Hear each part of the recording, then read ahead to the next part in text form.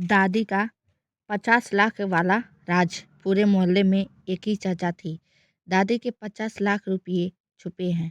लेकिन किसी ने नहीं सोचा था कि उनके पैसे का राज एक दिन किसी का जान ले लेगा। और जब सच सामने आया तो परिवार ही कटघरे में खड़ा था। शहर के पुराने इलाके में एक बड़ा सा मकान था। उस घर में रहती थी शांति देवी, 80 साल की उम्र, सफ़ेद बाल, हाथ में माला। लोग उन्हें दादी कहते थे।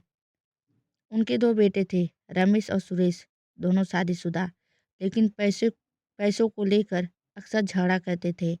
एक दिन दादी ने गलती से कह दिया, तुम लोगों को मेरी चिंता नहीं, बस उन 50 लाख की पड़ी है। बस यही लाइन पूरे घर में आग बन गई। रमेश ने पूछा, कौन से 50 लाख? दादी चुप हो गई।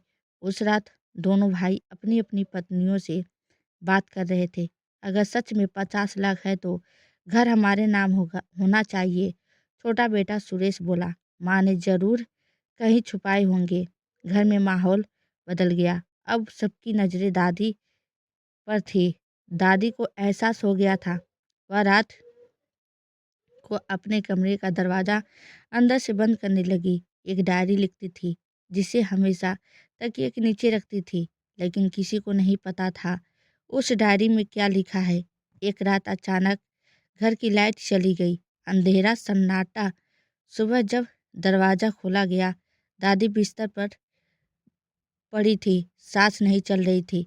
डॉक्टर ने कहा हार्ट अटैक।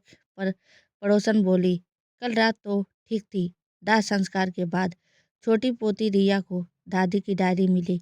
उसमें लिखा था, अगर मुझे कुछ हो जाए तो समझ लेना यह हादसा नहीं।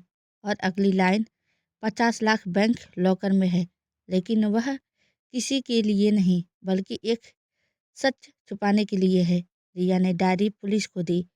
पोस्टमार्टम दोबारा हुआ। रिपोर्ट में निकला, दादी को नींद की गोलियों की ओवरडोज की दी गई थी।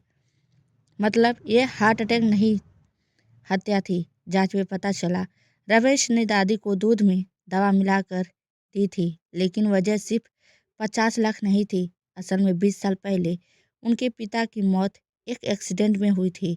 दादी को सच पता था कि वह एक्सीडेंट नहीं, रमेश की लापरवाही थी। दादी उसी रात को छुपाने के लिए 50 लाख अलग रखी थी, ताकि केस दोबारा खुले तो कानूनी लड़ाई लड़ सके। पुलिस पूछताछ में रमेश टूट गया। उसने कबूल किया, माँ सबको बता देती तो मैं बर्बाद हो जाता, इसलिए उसने माँ को ही रास्ते से हटा दिया। कोर्ट में जज ने कहा, जिस माँ ने बेटे को जन्म दिया उसी को पैसों और डर के लिए मार देना सबसे बड़ा अपराध है। रमेश को उम्र कैद हुई।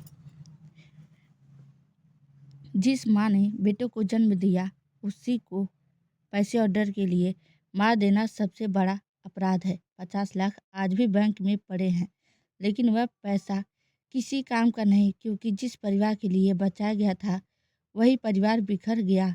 और मोहल्ले में आज भी लोग कहते हैं, दादी तो चली गई, लेकिन उनका राज सबको सजा दे गया। अगर आपको ऐसी सस्पेंस सच्ची क्राइम कहानियाँ पसंद है तो वीडियो को लाइक, चैनल को सब्सक्राइब करें और कमेंट में लिखें नेक्स्ट क्राइम फैमिली।